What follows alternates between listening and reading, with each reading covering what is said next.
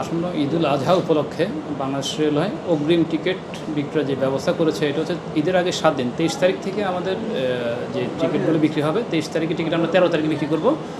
এভাবে পর্যায়ক্রমে 27 তারিখ পর্যন্ত এবং 28 তারিখ ঈদ আর যেহেতু ঘোষিত হয়ে গেছে ইতিমধ্যে আর 29 তারিখে টিকিট আমরা বিক্রি করবো সে হিসাবে 10 দিন আগে, জার্নি ডেট 11 দিন আগে। আর ঈদের আগে এবং পরে 7 দিন টিকিটগুলো সম্পূর্ণ অনলাইনে বিক্রি হবে, সেই টিকিটগুলো কাউন্টারে বিক্রি হবে না। আর বাংলাদেশের দুইটা অঞ্চল, পূর্বাঞ্চল এবং পশ্চিমাঞ্চল, একসাথে যদি সার্ভারে হিট হলে সবাই যদি অ্যাট এ টাইম হিট করে তাহলে সার্ভার হতে ফল্ট হতে পারে বা সার্ভারে জটিলতা তৈরি হতে পারে। এই জন্য পূর্বাঞ্চল এবং পশ্চিমাঞ্চলে ঈদের আগে 2 ফেজে টিকিট দেওয়া হচ্ছে। পূর্বাঞ্চলে দিচ্ছে দুপুর 2টা থেকে আর পশ্চিমাঞ্চলে টিকিট অফার হচ্ছে সকাল 8টা থেকে। আর এই টিকিটগুলো সম্পূর্ণ অনলাইনে, এটা কাউন্টারে প্রিন্ট হবে না। জার্নি ডেটের 3 দিন আগে যদি আনসোল্ড থাকে সেক্ষেত্রে কাউন্টার থেকে টিকিটগুলো প্রিন্ট হবে।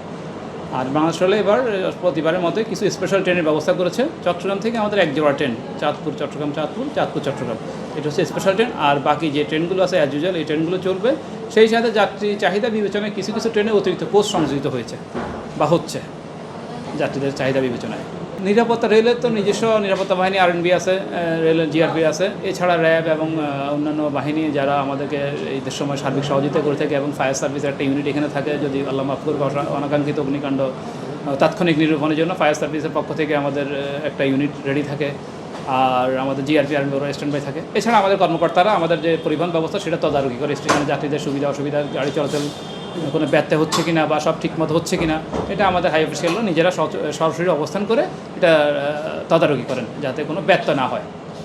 সব মশার বিরুদ্ধে সুরক্ষা দিতে এলো বসুন্ধরা এক্সট্রিম অ্যারোসল, মশার বিরুদ্ধে এক্সট্রিম সুরক্ষা। ট্রেন লেট হয় আসলে আমাদের কিছুটা সীমাবদ্ধতা আছে, যেমন আমাদের লোকোমোটিভ যেটা ইঞ্জিন বলে অনেকে, লোকোমোটিভের কিছু ক্রাইসিস আছে।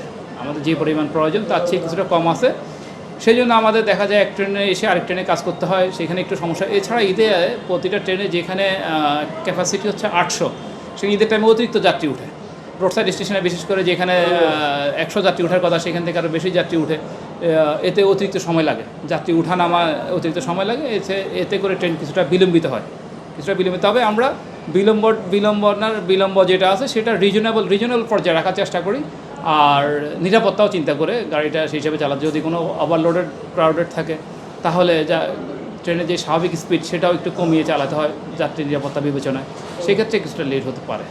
তবে এটা আমরা চেষ্টা করব যে একবারে সর্বনিম্ন পর্যায়ে রাখার জন্য। আমাদের পার ডে ক্যাপাসিটি অ্যাভারেজে স্ট্যান্ডিং সহ হয়তো 13,000 14,000, সেই ক্ষেত্রে আরও বাড়তে পারে। পার ডে হয়তো 15 থেকে 18,000 যাত্রীও চট্টগ্রাম স্টেশন থেকে একমুখী, সেটা আপ ডাউন হিসাব করলে প্রায় 30,000 যাত্রী হতে পারে পার ডে, শুধু চট্টগ্রামে আপ ডাউনে। ঢাকা থেকে কক্সবাজার এবং চট্টগ্রাম থেকে কক্সবাজার আমাদের টোটাল 4 জোড়া ট্রেন আপ ডাউন করে। ঢাকা থেকে 2টা সরাসরি ট্রেন, ওই ট্রেনের জন্য চট্টগ্রাম থেকে কিছু আসন বরাদ্দ থাকে, এগুলো অনলাইনে শতভাগ টিকিট। আর চট্টগ্রাম থেকেও 2টা ট্রেন আছে, সৈকত এক্সপ্রেস এবং প্রবল এক্সপ্রেস। ঈদের আগে ওই ট্রেনে খুব বেশি চাপ থাকবে না, ঈদের পরে চাপ থাকবে। আমরা তো টিকিট যেহেতু অনলাইনে বিক্রয় হয়ে যাচ্ছে, এখনই অলরেডি ঈদের পরে টিকিট বিক্রয় হচ্ছে, এটা তো অনলাইনে শো করতে, আর কাউন্টারে যেহেতু টিকিট নেই, আর যাত্রী চাহিদা বিবেচনায় হয়তো আমরা অতিরিক্ত কোচ সংযোজন করতে হতে পারে, সেটা ঈদের পরেই অবস্থা বুঝে ডিসিশন হবে।